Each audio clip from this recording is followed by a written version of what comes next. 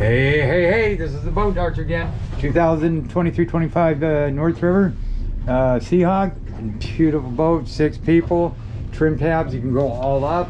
Zam them up, you can steer with these, believe it or not. Get the boat going, make sure the motors are straight.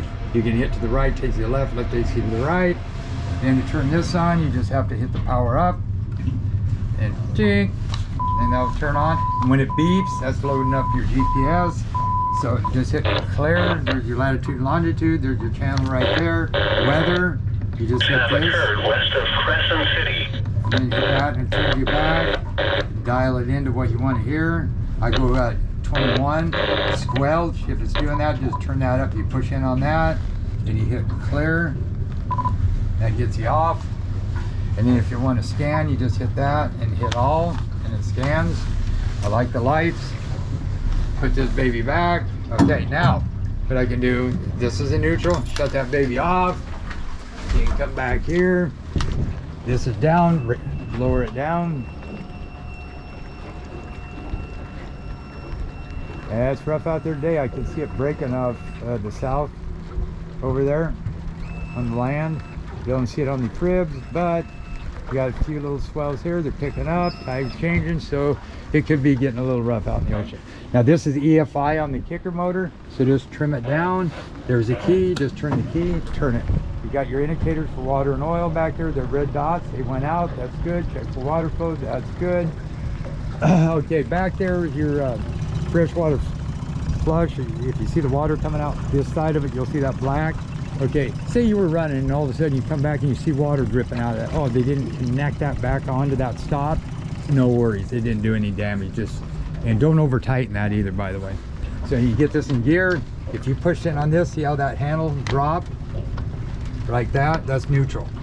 See how I boofed it up? Then you just go like that, put it in gear. And right here, just barely in gear, look how fast it turns it. Awesome possum. I'd add me if this is mine. I'd add a rear camera, front camera. If you do get autopilot, go with the Garmin, of course. Run a GHC 20 display back here is what I would do, and have it talk between that and the units. Then you can control it. Go with another rear deck back here on a display. Another 12-inch, 10-inch. 10-inch would be good. 12-inch would be fine too. Put it back here. That way you can control the autopilot. Very nice, very nice. So right there we're doing like 8.9, yeah, almost 9 miles an hour. Open it up.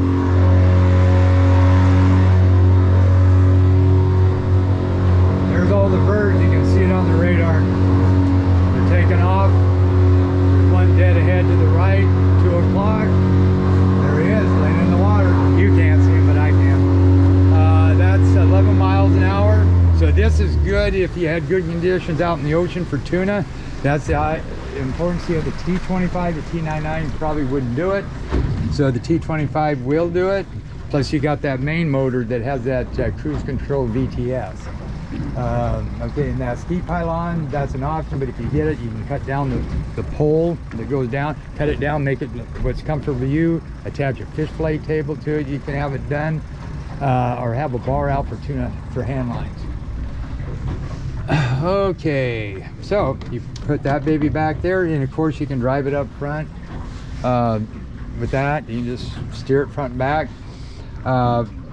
So that's kind of the nice thing, I guess, to have the kicker on the rear deck, because see, you can mount your there you go, you can mount your GPS. Oh, if you did get autopilot, you should be able to control it there. But DEC, say this was a DEC control for the main motors back here, you always want to put your start off on switch back here, and trim tab switch is what I would do. Or go to zip weights with auto, and we're 3 miles an hour. 1, 2, 3. Yeah, you can count the rings off the back, and that tells you your current, or how fast it's moving, going out or in. So anyway, where was I going with that?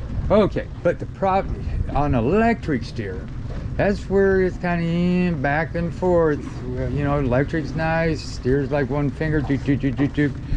But if you drop power, you don't have no steering. which, you know, you always be prepared, I guess. But what I like about this, because if you have DEC, like controls up front, electric steer, right? So if I'm running off of that front controller, back here, if I go to steer it, I can't. But that's where this is cable, or I mean hydraulic, but it is an electric, so that means I can steer no matter what from back to the front.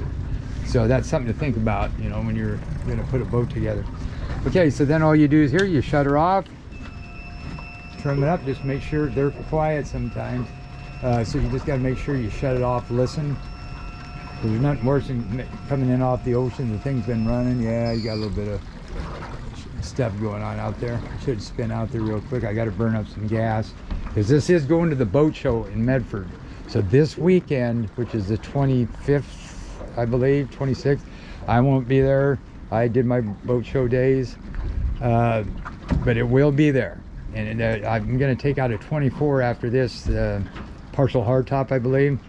But this is very stable. As you can see, I can walk around, nothing, but look at the room you pick up in here. You got plenty of room in the cabin, but you got a lot of room back here in the deck. I like it. It's a very nice boat. But I think I am gonna run it out there real quick, hit a couple swells, just to see how the boat handles out there. I mean, you know, should be fine, but you know, I like to check them just to make sure. All right, boat doctor out.